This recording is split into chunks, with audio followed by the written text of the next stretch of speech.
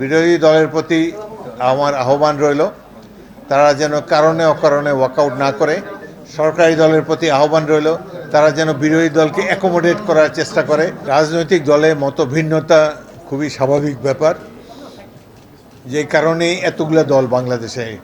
সবাই যদি একমতে থাকতো তাহলে তো একটা দলই থাকতো এখানে। সংসদে ওয়াকআউট করা বিরোধী দলের অধিকার। আমরা যখন বিরোধী দলে ছিলাম আমরাও অনেক ওয়াকআউট করেছি, এটি একটি রাজনৈতিক চর্চা।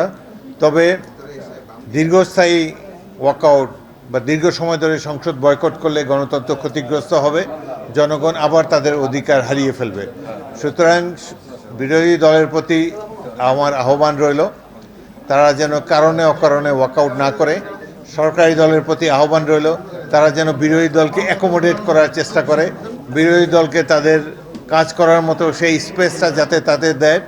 এবং বিশেষ করে যেসব দল স্বৈরশাসনের বিরুদ্ধে একত্রে রাজপথে আন্দোলন করেছে তারা যেন নিজেদের মধ্যে ঐক্য বজায় রাখে, না হলে আবার বিদেশে যারা পালিয়ে আছে তারা আবার ফিরে এসে এই দেশে আবার দুঃশাসন কায়েম করবে।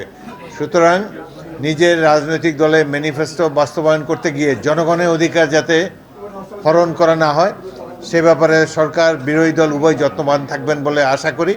এবং আশা করি সম্মিলিতভাবে জাতীয় ঐক্যের মাধ্যমে এই দেশ ধীরে ধীরে অর্থনৈতিক সমৃদ্ধির পথে এগিয়ে